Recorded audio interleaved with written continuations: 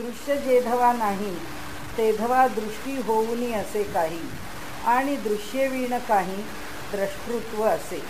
आता एक संकल्पना आहे या सगळ्याच्या मागे. एकच संकल्पना मौलींनी वेगवेगळ्या प्रकारांनी आपल्याला स्पष्ट करून सांगितली.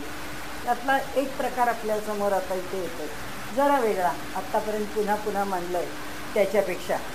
दृश्य जेधवा नाही जेव्हा दृश्य असत नाही तेधवा दृष्टी होऊनी असे काही, त्यावेळी तेधवा दृष्टी घेऊनी असे काही. तर तेव्हा ती जी दृष्टी आहे त्या दृष्टी असण्याचं किंवा नसण्याचं असं काय मोल आहे, की ती असण्याने काय फरक पडणार आहे, ती असण्याचं प्रयोजन तरी काय आहे. म्हणून तेथे तेधवा दृष्टी घेऊनी असे काही, दृष्टी असली म्हणून काय फरक पडणार आहे. आणि दृश्यविण काही द्रष्टृत्व असे, जे जर दृश्यच नसेल तर बघणेपण पाहणेपण काय शिल्लक राहणार आहे, काही असणारच नाही. म्हणजे पाहणेपणच तिथे राहणार नाही. तर दृश्यच एक नाही म्हटल्यानंतर म्हणजे उलटा एक विचार आपण आपल्यापुरता करत गेलो तर दृश्य नाही, आपण एका दृश्य या 3 मितीपैकी जे त्रिपुटीच्यापैकी एकाचा विचार करतो आपण, द्रष्टा दृश्य आणि दर्शन. त्यातला द्रष्टा आणि दर्शन आपण बाजूला ठेवलं आणि ते जे दृश्य आहे त्या दृश्याच्या संबंधाने विचार करायला लागलो तर आपल्याला एक लक्षात येईल की एक दृश्य नाही, दृश्य नाही म्हणजे निर्माणच काही झालं नाही. निर्माणच काही झालं नाही म्हणजे आता त्या द्रष्ट्याचा संबंध आला कुठे. जर निर्माणच काही नाही आणि जर द्रष्टाच नाही तर दर्शन हा विषयच संभवत नाही. म्हणजे दृश्य नाही याचा अर्थ काही आकाराला आलंच नाही. काही आकाराला आलं नाही तर परमात्मा तत्वच आहे फक्त, त्याच्याशिवाय दुसरं काहीच नाही आहे. म्हणजे एका परमात्मा तत्वाशिवाय मग तिथे दुसरं काही शिल्लक राहत नाही. आता पुढच्या ह्याच्यात ती संकल्पना अधिक व्यापक केली. आत्तापर्यंत मांडताना त्यांनी 2 म्हणजे त्यातला द्रष्टा दृश्य नाही तर दर्शन दृश्य असं 2 स्तरावरती विषय मांडण्याचा प्रयत्न केला. आता ते त्रिमितच मांडत आहेत, 3 पातळीवरच विषय मांडत आहेत. पण तो 3 पातळीवरती विषय मांडत असताना मात्र आता त्यांनी अशा ठिकाणी आणून सोडलं आपल्याला की आता ते निश्चित या प्रत्येकाचा अर्थ तोच निघतो की यातला एक नसला की दुसरा नसतो. किंवा आत्तापर्यंत सांगताना द्वैतात सांगत गेले की द्रष्टा आणि दृश्य ह्या दोघांच्यामध्ये काही भेद नाही. मग आपण त्याचा अर्थ कसा समजून घेतला की हा जो द्रष्टा आहे आणि हे जे दृश्य आहे तर द्रष्टा आणि दृश्य यात भेद नाही. म्हणजे कधी हा द्रष्टा आहे तर कधी तो द्रष्टा आहे. मला ते दृश्य आहे, त्यांना हे दृश्य आहे. म्हणजे सर्व दृश्य आणि सर्व द्रष्टे हे जे आहेत याच्या ठिकाणी पुन्हा पुन्हा आलटून पालटून जे द्रष्टृत्व आणि दृश्य हे 2 येणारच आहे. म्हणजे पाहणेपण आणि काहीतरी पाहायचं आहे, या 2 गोष्टी. ह्या 2 गोष्टी समजून घेताना आपण एक बघितलं की तिथे त्यांनी जास्त गोष्ट गुंतागुंतीची न बनवता त्यांनी गोष्ट एका पद्धतीने सरळ केली की हा द्रष्टा आहे आणि हे दृश्य आहे. कधीतरी असं होतं की हे जे दृश्य आहे ते दृश्यच द्रष्टा, कधीतरी म्हणजे मी माझ्या बाजूनी बोलते म्हणून मी दुसऱ्याच्या बाजूनी बोलताना म्हणणार की कधी असं असेल की तो द्रष्टा असेल आणि मी दृश्य असेल. म्हणजे द्रष्टा आणि दृश्य याच्यामध्ये कधीतरी बदल होत राहील. तेव्हा आपण दोन्हीचं अस्तित्व मान्य करून विषय समजून घेतला. त्याच्या आधी विषय समजून घेताना द्रष्टा दृश्य आणि दर्शन हे तिन्हीही आहे आणि विषय समजून घेतला. कारण त्यांनी अगदी सुरुवातीच्या ओव्यांच्यामध्ये आपण जेव्हा स्पष्टीकरण घेतलं, आपण पुन्हा मागे जाणार आहे तेव्हा आपण त्या विषयाचा कसा विषय पुढे जातो ते आपण बघू. आता याच्या पुढे 34 का 35व्या ओळीमध्ये ज्ञानेश्वर महाराज चांगदेवांना म्हणतात, हे वटेश्वर चांगा, तुझं आणि माझं नातं आता काय आहे. मी तुला पत्र लिहून पाठवतोय आणि तुला एक उपदेशात्मक गोष्ट सांगतोय. म्हणजे आता या क्षणी आपल्या दोघांच्यामधला संबंध काय आहे. तिथे आपण पुन्हा निम्म्यावर येतो, जवळजवळ आपण पुन्हा एकदा मागे जाऊ. तर पहिल्यांदा ही त्रिपुटी समजून घ्यायला सांगितली आपण, की पहिल्यांदा त्रिपुटी समजून घेतली. त्याच्यानंतर त्रिपुटीतलं एक दर्शन बाजूला केलं त्यांनी. द्रष्टा आणि दृश्य या दोघांच्यामध्ये, द्वैतामध्ये किंवा दोन मितींमध्ये, तर त्या दोन पातळीवरती, द्रष्टा आणि दृश्य या पातळीवरती ज्ञान ग्रहण करायला सांगितलं. हे झाल्यानंतर आता पुन्हा ज्या मुद्द्यावर आपण येतोय त्याच्या आधी त्यांनी प्रत्येक वस्तूचं महत्त्व किंवा त्या वस्तूचं वर्णन किंवा ती वस्तू अनेक बाजूंनी पाहिली तर कशी होते, तर त्यांनी दुधाचं उदाहरण दिलं, त्यांनी सोन्याचं उदाहरण दिलं आणि त्यांनी म्हटलं दूध कसं आहे, पांढरं आहे, दूध कसं आहे, पातळ आहे, दूध कसं आहे, मधुर आहे. हे तिन्ही असलं तरी मधुर आहे म्हटलं तरी दूध आहे, पातळ आहे म्हटलं तरी दूध आहे आणि शुभ्र आहे म्हटलं तरी दूध आहे. म्हणजे त्याचं सोन्याचं तसंच केलं, कठीण आहे, पिवळं आहे, मौल्यवान आहे, काय त्याच्यामध्ये आपल्याला जे जे त्याचे गुणधर्म लावून आम्हाला त्याचं वर्णन करायचं असेल ते आम्ही केलं तरी ह्या गुणधर्म तरी सोनं, तो गुणधर्म तरी सोनं, तो गुणधर्म तरी सोनं. सोन्याचं सोने पण बदलत नाही किती अंगाने बघितलं तरी. मग त्यांनी काय विषय मांडला, म्हणजे पहिल्यांदा त्रिपुटी सांगितली, मग द्वैत सांगितलं, मग आत्ता सांगताना त्यांनी असं सांगितलं की एकटा एक परमात्मा आहे, तो अनेक अंगांनी ओळखता येतो.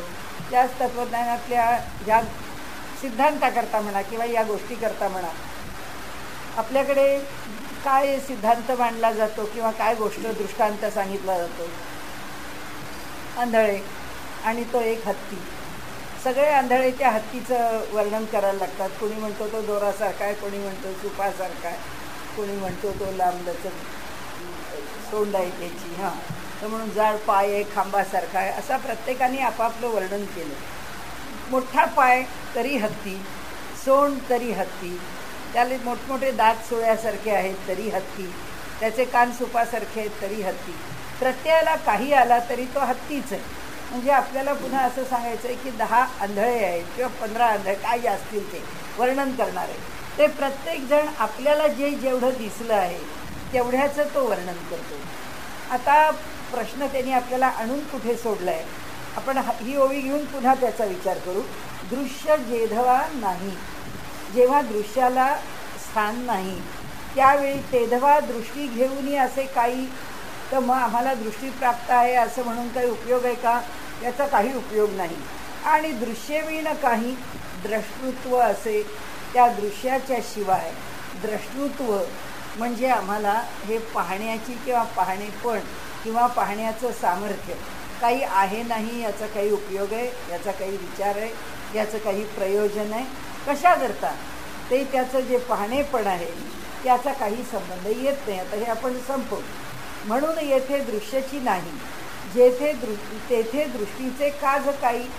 जर दृश्यच नाही तर दृष्टीला काय काम आहे, दृष्टी कशाचे करून राही ग्रहण सांगा, आमची दृष्टी काय पाहत राहील, आमच्यापुरतं अगदी आमच्या व्यवहारापुरतं जर आम्हाला काळोखात सोडलं आहे, खूप प्रचंड काळोखच आहे, कितीही मैलोन मैल गेलो तरी काळोखच आहे, तर काय करणार आहे आमची दृष्टी.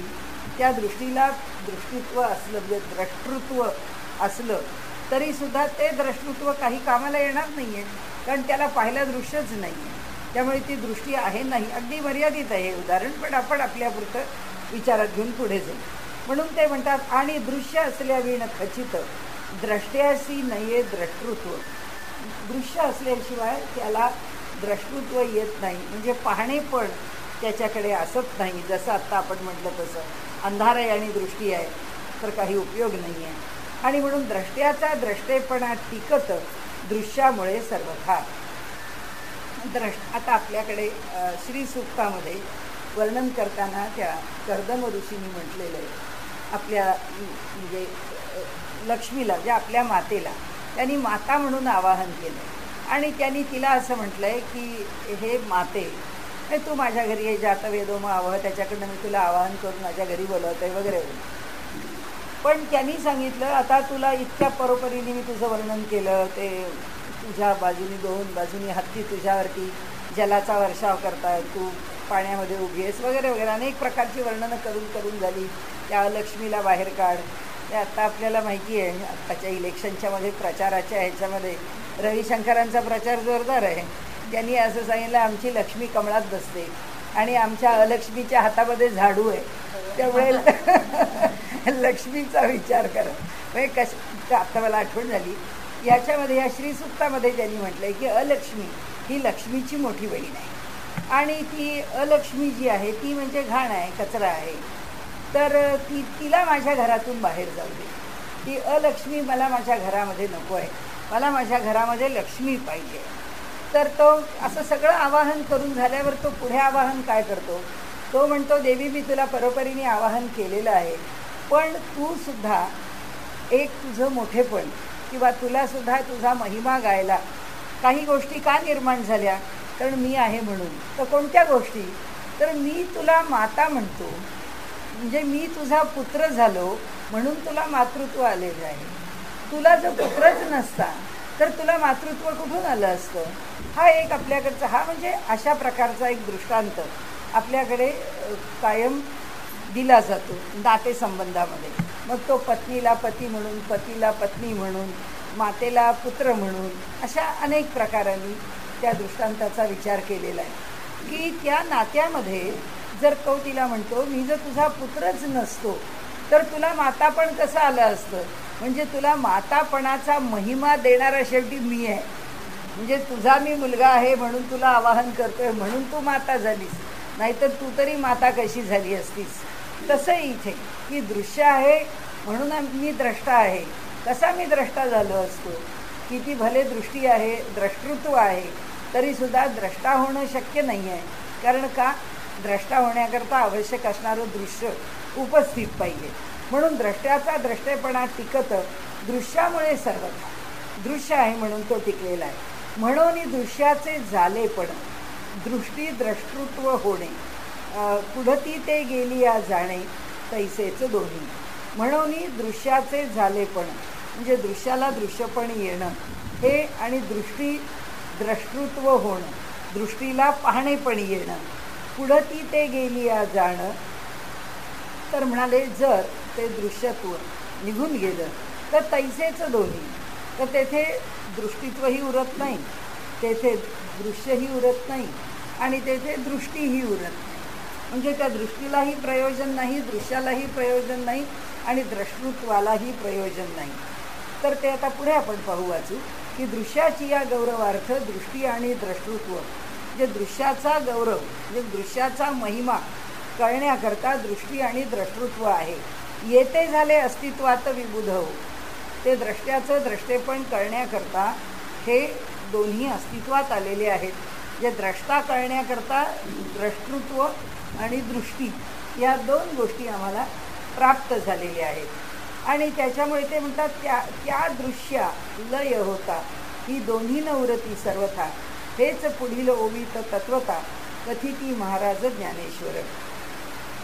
आता या दोन ओव्यात काही खूप वेगळं आहे असं काही नाही. आपण सरळ तिसऱ्या ओवीकडे जाऊ. एवम एकची, अशा प्रकारे एकची झाली ती होती, अशा प्रकारे दृश्य आणि द्रष्टा किंवा द्रष्टा आणि द्रष्टृत्व किंवा दृश्य द्रष्टा आणि द्रष्टृत्व. आता हे सगळं एकच झालं, कारण काहीच तिथे अस्तित्वात नाही म्हणून तिन्ही गेली आहे एकची व्यक्ती. आधी इथे दोन म्हणतात, एकची झाली ती होती, इथे आपण दोन धरा तीन धरा, पण ती होती म्हटल्यावर ते तिन्ही धरता येईल. ती धरल्यावरती म्हणजे द्रष्टा आणि दृश्य दोन्ही धरता येईल, काही घेतलं तरी चालेल. पण ती खालच्या ओळीमध्ये त्यांनी आपल्याला अगदी स्वच्छ केलं आहे. तरी तिन्ही भ्रांती एकपण साच. साच म्हणजे खरोखर, खरोखर एकपण म्हणजे एकतर एक असणं हेच खरोखर सत्य आहे. आणि त्यामध्ये एकपण साच, एकपण हे सत्य आहे. आणि मग बाकीचं हे तीनपण काय आहे, हे तीनपण काही खरं नाही आहे. म्हणजे त्रिपुटी ही काही खरी नाही आहे. म्हणजे अद्वैतामध्ये द्रष्टा दृश्य आणि दर्शन या तिघांच्या वेगळेपणाला आम्ही आमच्या ज्ञानाच्या त्या कक्षा आहे, आमचं ते मापन आहे. पण वास्तविक पाहता ते मापन भ्रमात्मक आहे. त्या ठिकाणी ह्या तिघांना स्वतंत्र अस्तित्व नाही. अस्तित्व साच एकपण, खरोखरी एकटेपण किंवा एकटा परमात्मा हे एकच खरं आहे. आता इथे काकी द्रष्टा दृश्य दर्शन या त्रिपुटीचे निरसन झाल्या शेवटी मूळ जाणं आत्माची उरे. म्हणजे चाललाय सारखा हा एकच विषय, त्रिपुटी आणि आत्मा. एका बाजूला द्रष्टा, दृश्य आणि दर्शन ही त्रिपुटी, हे 3 प्रकार, आणि या बाजूला आत्मा, की हे 3 वेगळेपणाने. आणि असं का घ्यावं लागतं? कारण जग आम्ही याच पद्धतीने पाहतो. कारण ज्या जगात आम्ही वावरतो आहोत त्या जगाला नाकारून तत्त्वज्ञान मांडताच येत नाही, त्याच्या पलीकडे जाऊन तत्त्वज्ञान मांडताच येत नाही. कारण जो अनुभव आहे तो प्रत्यक्षच प्रमाण आहे ना ह्या अनुभवाचं, की मी वेगळी आहे, समोरची व्यक्ती वेगळी आहे. हा जर माझा अनुभवच आहे तर हा अनुभव तुम्ही नाकारणार कसा? त्या अनुभवाचं आपण हे देऊ शकतो स्पष्टीकरण, प्रामाण्य, किंवा हा अनुभव असा आहे, हा अनुभव तसा आहे, तो तसा नाही, असा नाही, हे आम्ही सांगू शकतो. म्हणजे त्या अनुभवाच्या बद्दल आम्हाला त्याचं विवरण करून सांगता येईल, पण आम्ही अनुभव नाही टाळू शकत. कारण असं एक व्यक्ती होती, आता ती व्यक्ती विद्यमान नाही, हा अनुभव आहे. कारण होती हे पाहणारे पुष्कळ हजारो लोक आहेत, आणि ती व्यक्ती नाही हे हा अनुभव पण हजारो लोक घेत आहेत. मग त्या व्यक्तीचं असले पण हा अनुभव आहे, हा अनुभव या त्रिमित जगामध्ये खोटा कसा मानणार? नाही मानता येणार. त्यामुळे या जगातला डे टू डे एक्सपिरियन्स, आम्हाला सातत्याने येणारा अनुभव, त्या अनुभवाची जातकुळी काय? प्रत्यक्ष. त्या अनुभवाची जातकुळी प्रत्यक्ष असल्यामुळे आम्हाला तो अनुभव प्रत्यक्षाच्या पातळीवर आमच्या चक्षुर्वयी सत्यम म्हणून मान्यच करावा लागेल. जो चक्षुर्वयी सत्यम अनुभव आहे त्याला आता माऊलींनी नाकारला का नाही? ते मागच्या 5-7 ओव्यांच्या मागे ते काय म्हणतात, की अहो चामड्याच्या डोळ्यांनी ते पाहिलं आहे. चामड्याचे डोळे जे दाखवतात ते काही अंतिम सत्य नाही. ते म्हणतात या डोळ्यांनी जे पाहिलं तो अनुभव आम्ही तुम्हाला सांगत नाही, कारण याच्या पलीकडे जाऊन अनुभव घेण्याची आमची ताकद आहे. त्यामुळे आम्ही अनुभव घेऊ शकतो त्याच्या पलीकडे जाऊन. म्हणजे आता काय झालं? आता ही त्रिपुटी आहे हे एस्टॅब्लिश केलं, की आहे हे आम्ही सिद्ध केलं, ते आम्ही आधी मान्य केलं. त्या त्रिपुटीला गृहीत नाही धरलं तर चामड्याच्या डोळ्यांचा अनुभव योग्य नाही किंवा सिद्ध नाही असं म्हणताच येणार नाही. कारण इथे संदर्भाला किंवा आपला रेफरन्स पॉईंट काय आहे? आपल्याला ही त्रिपुटी हा रेफरन्स आहे, हा आपला संदर्भ आहे, हे आपलं त्याच्या ठिकाणचं प्रमाण आहे. या अधिष्ठानावरती आपण आपला सिद्धांत मांडणार. अधिष्ठान काय झालं याचं अधिष्ठान एकच झालं. हे जग आम्ही पाहतो ते जग आम्ही या 3 मितीवरती पाहतो, या त्रिपुटीमध्ये पाहतो. आता ज्ञानेश्वर महाराज म्हणतात चामड्याचे डोळे टाकून द्या, आता त्या अंतर्चक्षुनी पहा. तर ते पाहिल्यावरती त्यांनी आता सिद्धांत काय सांगितला, की अहो हे वरवर काही दिसत असलं तरीसुद्धा शेवटी एक परमात्म तत्वाशिवाय दुसरं काही नाहीच आहे. सगळ्यात शेवटी आहे ते एक परमात्म तत्वच आहे. आता तेच एक मान्य करा, हा दुसरा अनुभव. म्हणजे त्यांना मांडायचा आहे तो अनुभव, आम्हाला येतो तो हा अनुभव. आता याच्यामध्ये तत्त्वज्ञानाची मांडणी, तर ती मांडत असताना आता त्यांना काय सांगायचं, की ही जी त्रिपुटी आहे ही तुम्हाला इथे वेगळेपणाने दिसत असली तरी तिन्ही गेली या एकच व्यक्ती. जर या 3 गोष्टी लयाला गेल्या तर अभिव्यक्ती कशाची होते? एक परमात्म तत्वाचीच होते. या 3 गोष्टी निघून जातात आणि अभिव्यक्ती फक्त एक परमात्म तत्व या रूपाने शिल्लक राहते. तरी तिन्ही भ्रांती एकपण साचे. मग ह्यात काय काय भ्रांत आहे? तिन्ही भ्रांत आहे. ते म्हणतात द्रष्टा भ्रांत आहे, दृश्य भ्रांत आहे, दर्शन भ्रांत आहे. आणि त्यामुळे तो फक्त त्या घडीचा काळाप्रमाणे तो आभास आहे. तेवढा त्या काळामध्ये झालेला आभास आम्हाला जाणवला का, की द्रष्टा दृश्य दर्शन या त्रिपुटीचे निरसन झाल्या शेवटी मूळ जाणं आत्माची. हे 3 दूर झालं की शेवटी राहतो तो आत्माच राहतो या दृश्यादी त्रिपुटीशी. आता पुन्हा पुन्हा लिहिलं नाही, द्रष्टा दृश्य दर्शन या त्रिपुटीशी आभास म्हणावे निश्चय. सत्यत्व एका आत्म्यासी आहे एक. फक्त शाश्वत काय राहतं तर तेवढा एक आत्मा राहतो.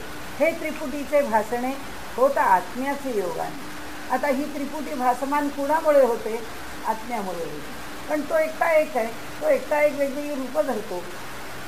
आणि हे त्रिपुटीचे भासणे होत आत्म्याचे योगाने, तो आपला आपलेपणे नांदतो, तो स्वतःच्याच रूपाने राहतो, तो आपलेपणाने नांदतो, म्हणजे तो त्याच्याच रूपात आहे. तोच जसा आता आपण अनेक वेळा ते उदाहरण घेतलं की सुहासिनी मुळगावकर एकपात्री प्रयोग करायचा, त्याच कृष्ण होणार, त्याच रुक्मिणी होणार. बाकीची किरकोळ पात्र आहेत त्याच्याकरता त्या थोडासा काहीतरी वेगळा म्हणजे संकेत धारण करणार. नाही तर रुक्मिणी म्हटलं की इकडे पदर आहे, कृष्ण म्हटलं की इकडे शेल आहे, झालं. त्यांनी शेला टाकला की आपण समजायचं आता त्या कृष्णाचे डायलॉग बोलतात. इकडे त्यांनी पदरावरती भर दिला की आपण समजायचं का रुक्मिणीचे संभाषण आहे किंवा तिचं जे काही भाग आहे त्याच्यामधला तर त्यात ते त्या बोलत आहेत किंवा तो भाग त्या पाठ करून आपल्या पुढे सादर करतायत.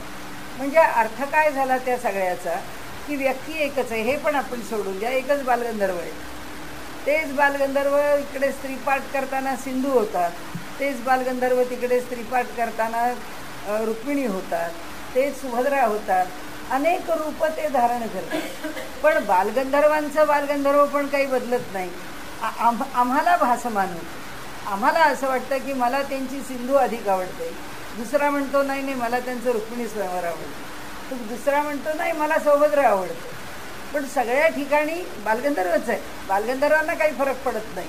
नाटक बदलतं म्हणून त्यातला पार्ट बदलतो आणि त्याच्याबरोबर त्या ज्या नकला आहेत त्या बदलतात, जे म्हणून दाखवायचं आहे ते. इकडे रुक्मिणी म्हटलं की रुक्मिणीचं सुरू होतं, सुभद्रा म्हटलं की सुभद्रेचं सुरू, इकडे सिंधू म्हटलं की सिंधूचं सुरू होतं. तर त्यामुळे त्यांनी इथे जे म्हटलंय तसं की तो आपला आपलेपणाने राहतो. म्हणजे बालगंधर्व तो पाठ करत असताना ते रुक्मिणी आहेत, सुभद्रेचा पाठ करत असताना ते सुभद्रा आहेत, सिंधूचा पाठ करताना ते सिंधू आहेत. पण बालगंधर्व बालगंधर्वच आहे.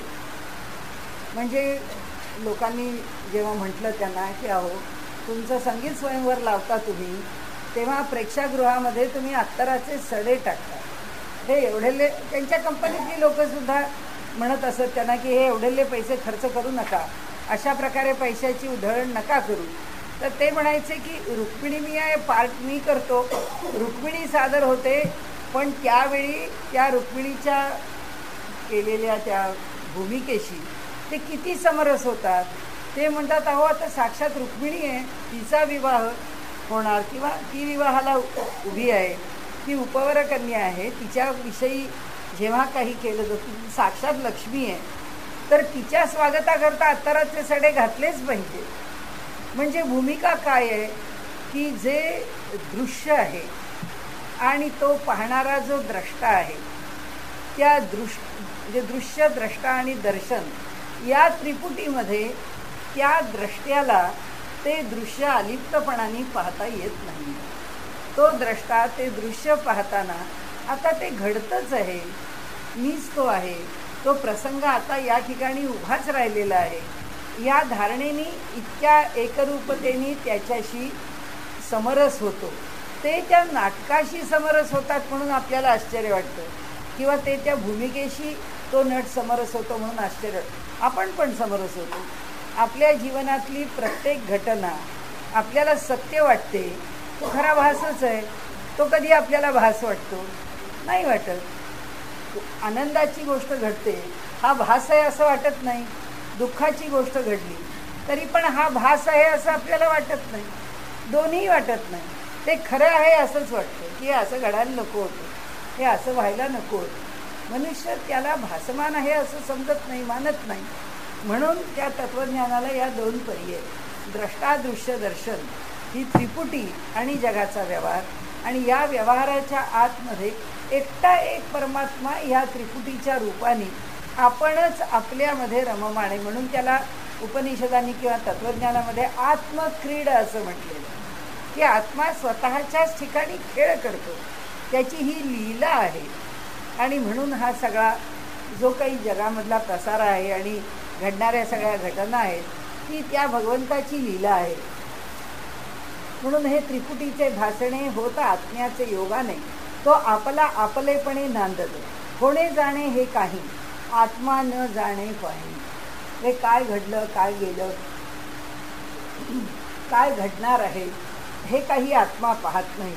त्याच्याच स्फुरणामुळे होई या त्रिपुटीचा बोध मात्र. पण ह्या त्रिपुटीचा जो बोध आम्हाला होतो तो कुणामुळे होतो तर त्याच्या स्फुरणाने. त्याचं स्फुरण कशाचं आहे? त्याचं स्फुरण ज्ञानाचं आहे. त्याच्या प्रत्येक स्फुरणाचा विचार केला तर स्फुरण हे ज्ञानाचं स्वरूप आहे. म्हणजे तो आम्हाला ज्ञान कशाचं देतो? आता हा द्रष्टा आहे याचं ज्ञान देतो. आता हे दृश्य आहे याचं ज्ञान देतो.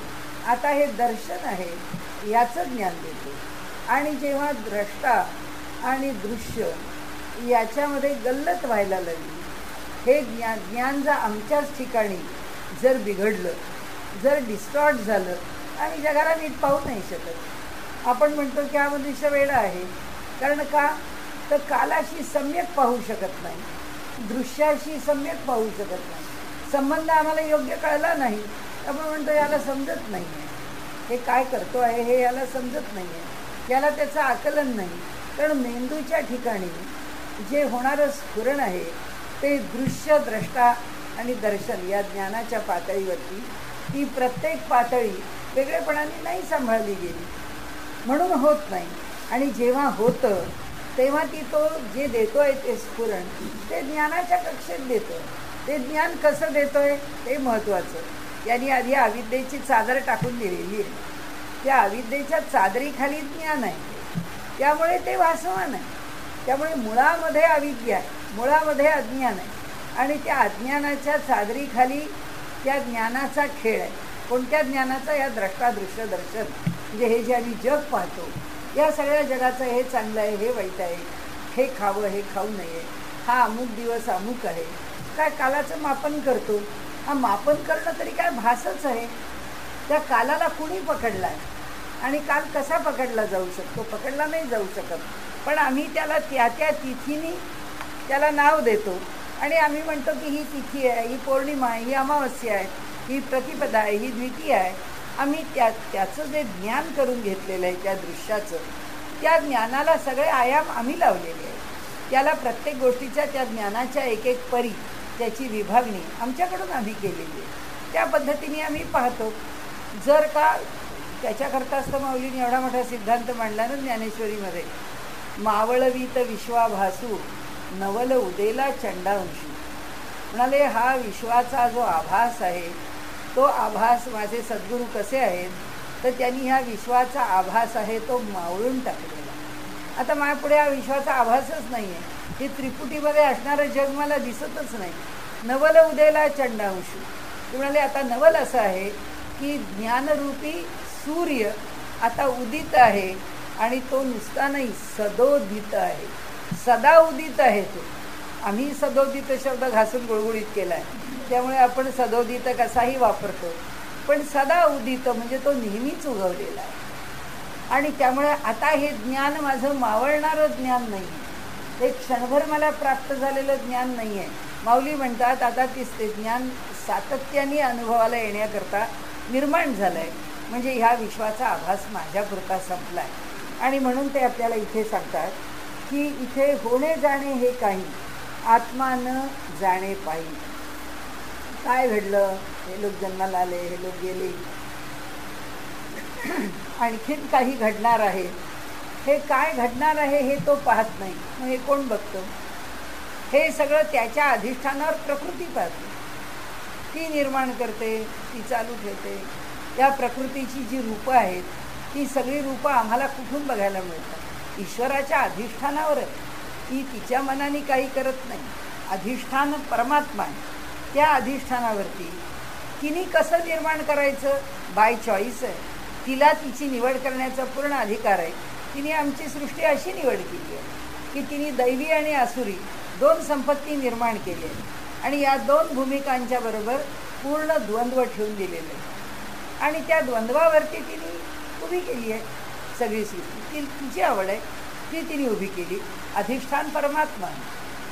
चैतन्याच्या अधिष्ठानाशिवाय ती काही करू शकत नाही. पण ती काय करते याच्यामध्ये चैतन्य ढवळाढवळ करत नाही, याच्यामध्ये परमात्मा लक्ष घालत नाही. ते तिचं तिने करा.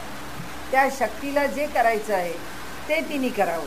म्हणजे आता इथे कसं झालं की इथे होणे जाणे हे काही आत्मा न जाणे पाहिजे, तो त्यातलं काहीही जाणत नाही, तो त्यात पडत नाही. आत्ता आपण अमृतानुभवात पाहिल्याप्रमाणे तो झोपलेला प्रकृतीला सांगून तो झोपून गेलेला आहे आणि ती आपलं तिला काय करायचं आहे ते सगळं निर्मितीचं काम करते आहे. त्याच्याच स्फुरणामुळे होईल. आता एक गोष्ट आहे की त्यांचं अधिष्ठान म्हणजे त्यांनी काय दिलं आहे, त्याचं स्फुरण त्यांनी देऊन टाकलेलं आहे. त्याच्या स्फुरणामुळे होईल या त्रिपुटीचा बोध मात्र. त्याचं स्फुरण असल्याशिवाय ह्या त्रिपुटीचा बोध होत नाही. ही स्मरणाची व्याख्या आहे. देहाला जोपर्यंत त्याचं स्फुरण आहे तोपर्यंत या त्रिपुटीचा बोध आहे, जाणीव आहे. जेव्हा देह आहे, पंचमहाभूत आहेत, 5 ज्ञानेंद्रिय आहेत, 5 कर्मेंद्रिय आहेत, प्रकृती आहे, ती कार्यकारी आहे.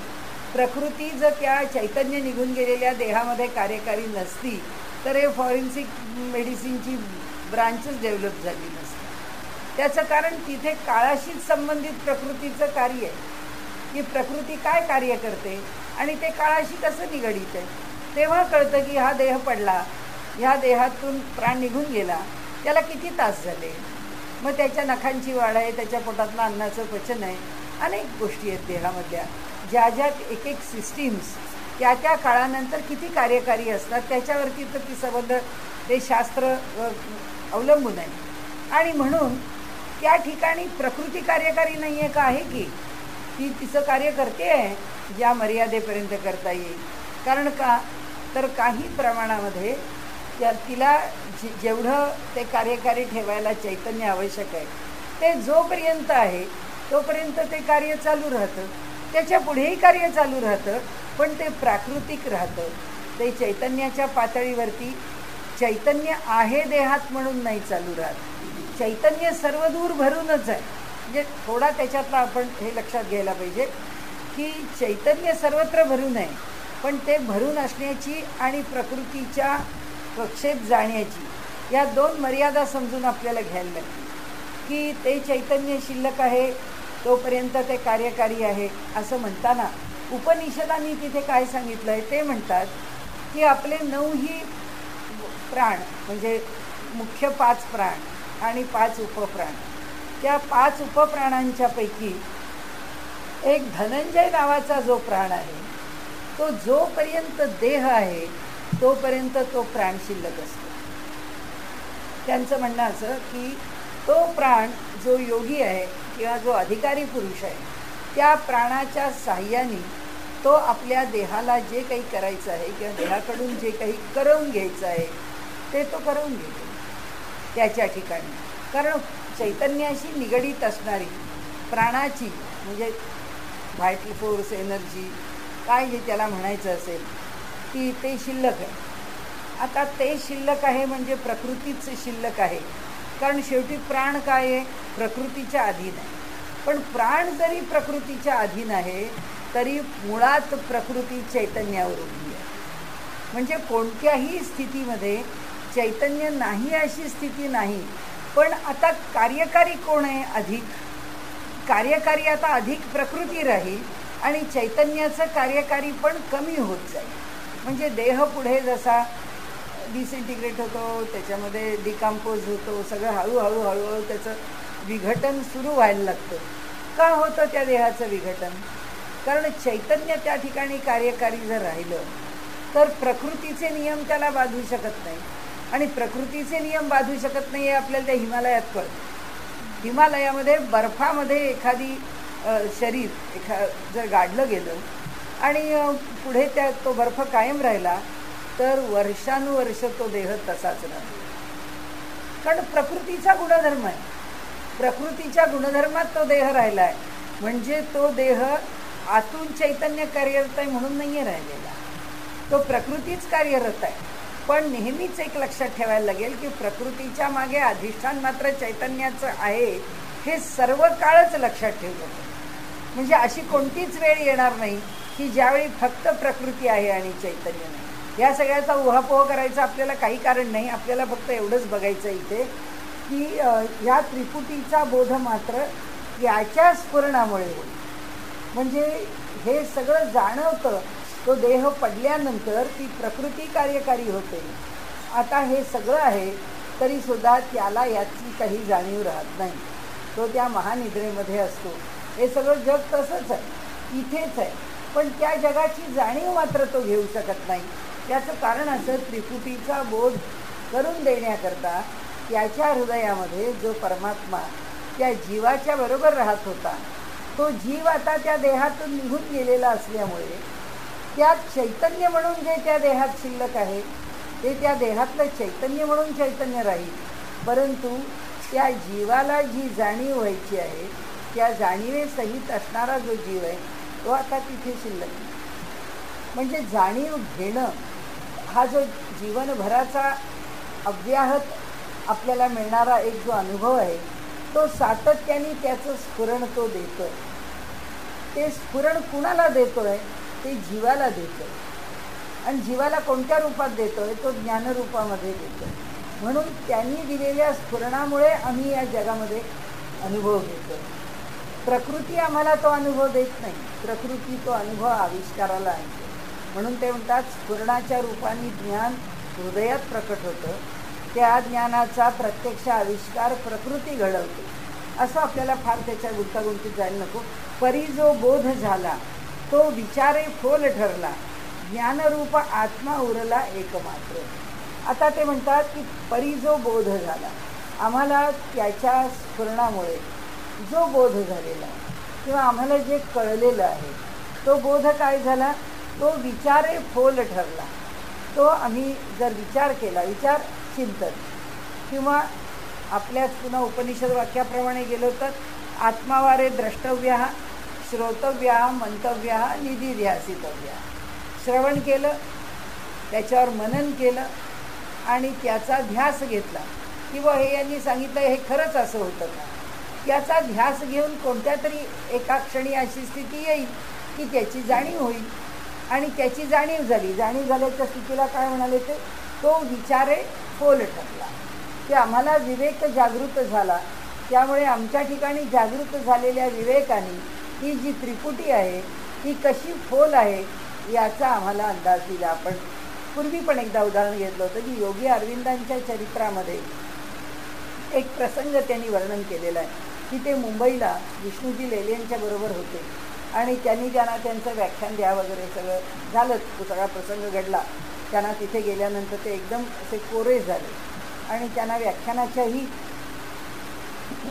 आधी असं वाटलं की आत्ताची आपली स्थिती अशी आहे की आपल्याला काय बोलायचं आहे याच्याविषयी आपल्या डोक्यात काही विषयच नाही आहे. तर त्यांनी विष्णूजी लेलेंना सांगितलं की हे असं आहे तर मला काही आठवत नाही की मी आता काय बोलू, मी पूर्ण ब्लँक आहे. त्यामुळे तुम्ही नका विचारतो, तुम्ही ईश्वराचं नाव घ्या, त्याला शरण जा आणि तिथे जे काही तुम्हाला व्यासपीठावरून बोलायचं आहे ते बोलायला लागा, तुम्हाला काही अडचण येणार नाही.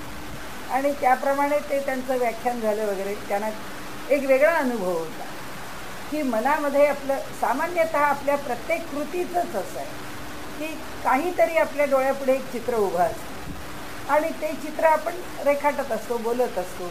आपल्या एखादी व्यक्ती भेटली की आपल्या मनात असतं ना की या व्यक्तीशी आपल्याला काय बोलायचं. आपण म्हणतो हो ह्या भेटल्यानंतर आपल्याला अमुक एक विषय बोलायचा आहे, आपल्या लक्षात आहे की त्यांच्याशी काय बोलायचं, की ते आपण लक्षात ठेवतो आणि मग ती व्यक्ती भेटली की आपण तो विषय बोलतो. म्हणजे अमुक एक गोष्ट किंवा अमुक एक संदर्भ आणि त्याच्याशी निगडीत असलेला त्याचा विषय याचं कुठेतरी नियोजन असतं. वाक्याचंही काहीतरी नियोजन असतं की अरे हा एक आपला आजचा विषय आहे, पण त्या विषयातनं विषय कुठेतरी वेगळा गेला, कुठेतरी निर्माण झालं काही, तो काही वेगळं बोलला तरी सुद्धा त्यांनी काहीतरी वाचलेलं आहे म्हणून तो बोलतो. हा भाग वेगळा, पण ऐक्या वेळी एक विषय पूर्णपणे नव्याने तयार होणं त्याचा अनुभव योगी अरविंदांनी तिथे घेतला. आणि योगी अरविंदांना असं वाटलं की हा एक वेगळा अनुभव आपण आयुष्यात घेतला की हे अमुक एक बोलायचं आहे असं काही न ठरवून आपल्याला ते सगळं बोललं गेलं आपल्याकडून. इथपर्यंत पण ठीक आहे. आणि त्या आनंदामध्ये ते मुंबईला जिथे उतरले होते तिथे त्यांच्या गॅलरीमध्ये येऊन उभे राहिले आणि तिथून त्यांनी सगळी ती मुंबईची रात्रीची गर्दी, वाहनं आणि ते सगळं सौंदर्य ते मुंबईचं बघायला लागले. ते बघता बघता त्यांना असं वाटायला लागलं की आपण विरघळलो. हे सगळं बाहेरचं जे वास्तव आहे किंवा हे जे दिसतं आहे हे सगळं विरघळलं. ते कसं विरघळलं की त्याच्यामध्ये मी ज्या मीपणाने वावरतोय ते मी पण नाही आहे, आणि हे जे सगळं मला दिसतं आहे ते पण ज्या विविधतेने दिसतं आहे त्याचंही स्वरूप तसं नाही आहे. म्हणजे ते म्हणाले की हे सगळं विश्व किंवा हे सगळं दृश्य हे केवळ भासमान आहे, हा केवळ भास आहे याची जाणीव किंवा हा अनुभव त्यांनी त्या ठिकाणी त्यावेळी घेतला. त्यांनी तो नोंदवून ठेवला की मी हा अनुभव घेतला की जग कसं भासमान होतं. म्हणजे जग हा अनुभव जगाचा सत्य नाही, तो आभास आहे, हे मी पक्केपणाने अनुभवलं, हे मी पक्केपणाने जाणलं. तर इथे त्यांचं म्हणणं असं की जेव्हा असा विवेक निर्माण होतो त्यावेळी ते म्हणतात काय फोल होतं, फक्त आत्मा शिल्लक राहतो ज्ञानरूप, कारण तो संवित आहे, त्याच्या ठिकाणी जाणण्याचं सामर्थ्य आहे, ज्ञानाची स्थिती आहे, आणि त्यामुळे तो ज्ञानरूप आत्मा उरला एकमात्र. मग हा स्वतः शिल्लक राहत नाही, दृश्य शिल्लक राहत नाही. आपण आणखीन पुढे जाऊ. दर्पणाच्या आधी शेकी मुख असतची मुखी, माझी दर्पण अवलोकी आन नाही होईल. म्हणाले इथे दर्पणाच्या आधी शेकी मुख असतची मुखी. मुख मुखाच्या ठिकाणी आहेच, दर्पणाच्या समोर उभं राहिलं म्हणून मुखाला मुखपणा आलं आहे असं काही नाही, आपला चेहरा आहेच. माझी दर्पण अवलोकी आन काही होईल. म्हणाले आपण दर्पणामध्ये पाहतो एवढंच घडतं, त्याच्यापेक्षा काय वेगळं होणार आहे, त्याच्यापेक्षा वेगळं काही घडत नाही. त्यामुळे पहा दर्पणी पाहण्याचे आधी आणि शेवटीचे, काय मुखपण मुखाचे बदलत असे. दर्पणात बघण्याच्या आधी आमचं तोंड वेगळं होतं, दर्पणात पाहिल्यानंतर आमचं तोंड बदललं, काही होत नाही, दोन्हीकडे ते सारखंच आहे. म्हणजे दर्पणी पाहण्याचे आधी मुखपण ते मुखामध्ये, ते पाहण्याच्या आधी चेहरा चेहरेपणाने तसाच होता, आणि तो न बाधित होय कधी बिंब प्रतिबिंब भावाने. जेव्हा मुखाला हा एक भाव दिला गेला काय की दर्पण समोर ठेवल्याबरोबर हा चेहऱ्याचं प्रतिबिंब पडलं, प्रतिबिंब पडल्याबरोबर मुखाला उपाधी आली. उपाधी कशाची आली? बिंबाची. हे बिंब आहे म्हणून ते प्रतिबिंब आहे, आणि म्हणून बिंब प्रतिबिंब या भावाला ते मुख आलं, आणि त्या भावाला ते मुख आल्यामुळे आता याच्या ठिकाणी बिंब प्रतिबिंब भावामध्ये आलेली उपाधी तर दर्पणाच्या आधी होती का, किंवा त्या मुखाचं मुखपण वेगळं होतं का? ते म्हणाले ती उपाधी, प्रतिबिंबाची उपाधी आधी नव्हती, आणि हे जे मुखाचं मुखपण आहे तेही बदललेलं नव्हतं, की प्रतिबिंब पाहायचं आहे म्हणून मुख बदललं असंही काही झालं नाही. दर्पणी प्रतिबिंब दिसते ते बिंबाने पाहिले, परी जसेच्या तसे राहिले मूळचे मुख. ते जरी पाहिलं त्या बिंबाने, म्हणजे आपणच आपला चेहरा पाहतो, आपणच आपलं प्रतिबिंब पाहिलं, पण आपलं चेहऱ्यात काही बदल झाला नाही. म्हणजे तासभर जरी कोणी आपला चेहरा पाहत बसला तरी चेहऱ्यात काही फरक पडणार नाही, तो जसा आहे तसाच असणार आहे.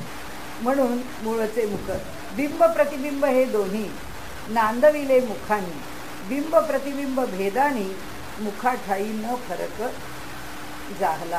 आता पुन्हा तेच, परमेश्वराच्या ठिकाणी कोणताही फरक न पडता या जगत रूपाने किंवा दृश्य रूपाने तो नामरूपात्मक पद्धतीने सर्वदूर नटून राहिलेला आहे. वेगवेगळ्या नामरूपाने प्रकट झाला म्हणून त्याला काय फरक पडला? तेव्हा काही फरक पडला नाही, तो त्याच्या ठिकाणी जसा आहे तसाच आहे, त्याच्यामध्ये काही बदल होत नाही. तर ते पुढे म्हणतात, ते आहे तसेच राही, ते न कोठे जाई येई, तैसीच आहे नवलाई, या दृंग मात्र आत्म्याची. केवळ दृक मात्र, केवळ आम्हाला दर्शन घडावं याच्याकरता म्हणून दृक म्हणजे दृश्याला येणारं असं जे केवळ रूप आहे, असं रूप त्या ठिकाणी त्या आत्म्याचं आहे. पुढे देखी जे तेणे बगे, देखते ऐसे गमो लागे, परी दृष्टी ते वाऊगे झकवीत असे. पुढे देखीचे तेणे बगे म्हणाले जेव्हा आम्ही पुढे पाहतो तेव्हाच आम्हाला, जे आरशात पाहतो तेव्हाच आम्हाला प्रतिबिंब दिसतं. देखते ऐसे गमो लागे, काहीतरी आम्ही पाहिलं आहे असा आम्हाला भास होऊ लागतो. परी दृष्टी ते वाऊगे, पण आता जे दृष्टीने पाहिलं, परी दृष्टी ते वाऊगे झकवीत असे, परंतु जे दृष्टीने पाहिलं ते दृष्टीला फसवलं गेलेलं आहे. आमची जी दृष्टी आहे ती आमची दृष्टी फसवली गेली आहे. कशाने? आम्ही जे आमचं प्रतिबिंब पाहिलं आहे, ज्याला आम्ही म्हणून पाहिलं, आपण तू जाऊ दे माझा चेहरा मी आधी एकदा आरशात पाहते असं जेव्हा माणूस म्हणतो आणि आरशात आपला चेहरा पाहिला जातो, तेव्हा काय पाहतो आपण? आपला चेहरा आपल्याच ठिकाणी असतो. जे प्रतिबिंब पाहतो ते काही आपण आपला चेहरा पाहिलेला नसतो, तो आभास असतो, ते प्रतिबिंब असतं. म्हणजे आपण काय पाहिलं? तर आता याच्या मागची जी संकल्पना आहे ना, ती संकल्पना अशी आहे की आता इथे पुढे येईल, पण आपण आज थोडीशी ती घेऊया. पुढे आता त्यांनी असं म्हटलं आहे की हे दृश्य आणि हा द्रष्टा, त्याच्यात काय अंतर आहे? काही नाही आहे. ते आत्तापर्यंत आपण पाहिलं. आता द्रष्टा आणि दृश्य ह्यात काही अंतर राहत नाही, मग दर्शन म्हणून काही वेगळं शिल्लक राहत नाही. म्हणजे या तिन्हीच्याही ठिकाणी अद्वैत आहे. म्हणजे हा एकटा एक परमात्मा भरून राहिला. त्याच्याकरता सिद्धांत काय आहे? सिद्धांत असा आहे की ज्याच्यामध्ये अंतर असतं ते वेगळेपणाने जाणवतं, ज्याच्यामध्ये अंतर नसतं त्याला वेगळेपण काही शिल्लक राहत नाही. आता अंतर असतं आणि नसतं म्हणजे त्यांची काय संकल्पना आहे? त्यांची संकल्पना अशी आहे की दृश्य आणि द्रष्टा याच्यात काही अंतर म्हणजे वेगळेपण. म्हणजे दृश्य वेगळं आहे. आता मी झाड पाहते, झाड म्हणजे मी नक्की नाही आहे हे मला माहिती आहे, म्हणजे अंतर आहे.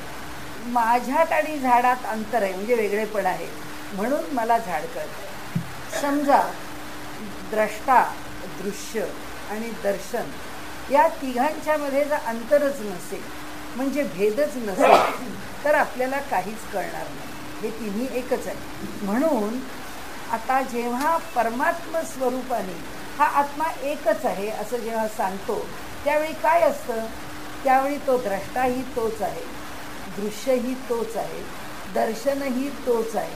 तिन्ही एकच आहे. आणि आपण असं म्हणतो की तो आत्मा आपल्या ठिकाणी आत्मक्रीड, तो आपल्या ठिकाणी क्रीडा करतो, लीला करतो. म्हणजे तो आपल्याच ठिकाणी खेळ करतो. तो तोच आहे आणि तोच फक्त या सृष्टीच्या रूपाने खेळ करतो. मग तो सृष्टीच्या रूपाने खेळ करतो आणि त्याच्यात जर अंतर पडत नाही तर सृष्टीत आम्ही हे काय बघतो? नाहीतर आम्ही एवढ्या ठिकाणी ट्रिपा करत आणि एवढे टुरिझम आणि एवढ्या सगळ्या गोष्टी त्याच्यामागे धावणं आम्ही केलंच नसतं. ती जर भिन्नता आमच्या प्रत्ययालाच आली नसती, सगळं एक अभिन्नपणे जाणवलं असतं, तर आम्हाला हे करावंसं वाटलं नसतं. याचा अर्थ आम्हाला ते भिन्नपणे जाणवत आहे. आम्हाला ते भिन्नपणे जाणवत आहे हा आमच्या दृष्टीतला भास आहे, आम्हाला जे जाणवत आहे. म्हणून आपण म्हणतो हा आभास आहे. हे जग जे आहे ते आभासात्मक आहे, ते काही मोठं सत्य नाही. जे दिसतं आहे तो आभासच आहे.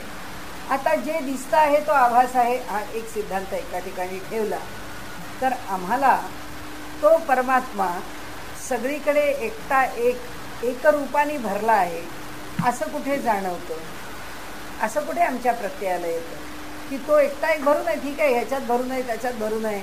जे जे दिसे भूत तयामानी भगवंत असा ज्ञानेश्वर माऊलींचा सिद्धांत आम्ही मानतो. आणि मग जे जे भेटे भूत म्हणतो की जे जे आम्हाला वेगळेपणाने भेटतं ते सगळं परमात्म स्वरूप आहे असं आम्ही म्हणतो. त्यावेळी आम्हाला ते वेगळं दिसत असतं.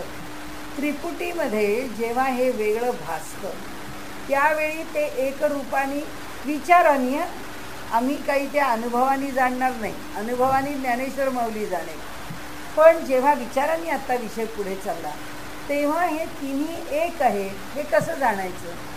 आता धरून चला, आत्ताच आपण आपल्या इथे बसलेले आहे. आपण एक द्रष्टा आहे, एक दृश्य आहे आणि म्हणून या द्रष्ट्याला दर्शन आहे, किंवा तो द्रष्टा आहे हे दृश्य आहे म्हणून त्या द्रष्ट्याला दर्शन आहे. ही त्रिपुटी आहे. सिद्धांत काय? त्यांचा सिद्धांत असा आहे की एकच आत्मतत्व ज्याच्यात अजिबात भेद घडत नाही. आणि त्याच्यात अजिबात भेद नसल्यामुळे, आणि त्यांनी शब्द काय वापरला आहे? माऊलींनी भेद शब्द वापरला नाही, त्यांनी अंतर शब्द वापरला. त्यांनी असं म्हटलं आहे की दोन वस्तूंमध्ये जेव्हा अंतर नाही त्यावेळी ते एकरूप आहे. पुढे आहे ती संकल्पना, पण आपण आज घेऊन मग पुन्हा एकदा घेऊ. कारण आत्ता त्यांनी ज्या संकल्पना पुढे आणल्या आहेत त्या थोड्या अधिक क्लिष्ट केल्या आहेत.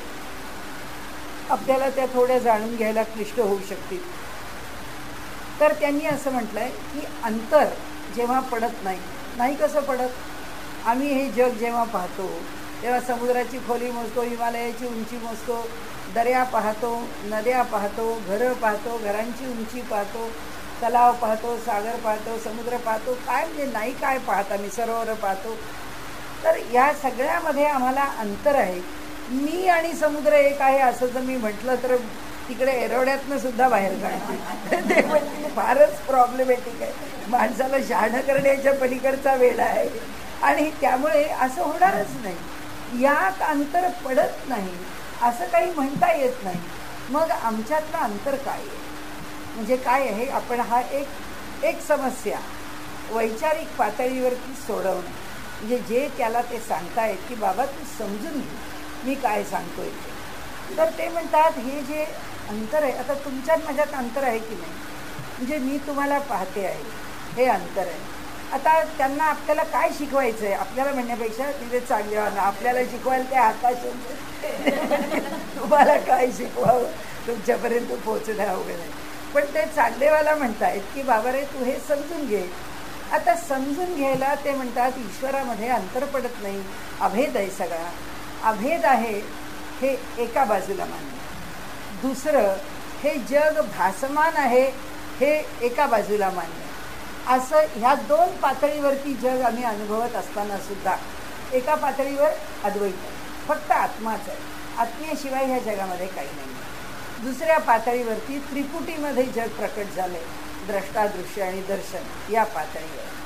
तिसऱ्या पातळीवरती काय आहे की आता ते सांगतात की ज्याला ज्ञान झालं आहे त्याच्या दृष्टीने जगामध्ये अंतरच पडत नाही. त्याच्या दृष्टीने जगात अंतर जरी नाही पडलं तरी तो आमच्यासारखा जगतो असंच दाखवतो. कोणताही उपनिषदातला ऋषी आहे, कोणी संत महात्मे आहेत, आमच्यासारखे जेवतात, खातात, पितात, आंघोळ करतात, चालतात, झोपतात, उठतात, नामस्मरण करतात, लोकांशी बोलतात, चुकलं तर रागावतात. म्हणजे व्यवहारामध्ये आम्ही आमच्या कुटुंबात जसे वागतो तसेच ते वागतात. मग आता ते काय अनुभव घेतात, म्हणजे हे जे आभासात्मक जग आहे तो आभास मोडायचा कसा, म्हणजे तो आभास कसा मोडतो. आता अंतर आहे, अंतर कशाचं आहे, द्रष्टा आणि दृश्य अंतर आहे.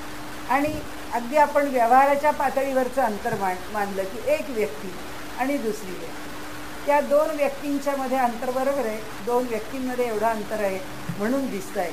जर ती व्यक्ती काही जादूनी किंवा भगवंताच्या चमत्काराने जर माझ्यामध्ये सामावून गेली तर मग आता ती एक तर ती व्यक्ती तरी उरेल, नाही तर मी तरी उरेल. म्हणजे पुन्हा देहामध्ये अभेद असा निर्माण होईल की दोन व्यक्ती दिसणारच नाही. तसं होत नाही. आपल्याला ती व्यक्ती दृष्टीने दिसते तेव्हा ती व्यक्ती वेगळी दिसते. ती तुम्ही जवळ बसला होतात, त्या लांब बसल्या होत्या, हे सांगताना तो भेद सांगतो आपण की पण तरीसुद्धा ती व्यक्ती मला पूर्ण दिसते. म्हणजे माझ्या दृष्टीपटलावरती ती व्यक्ती येते.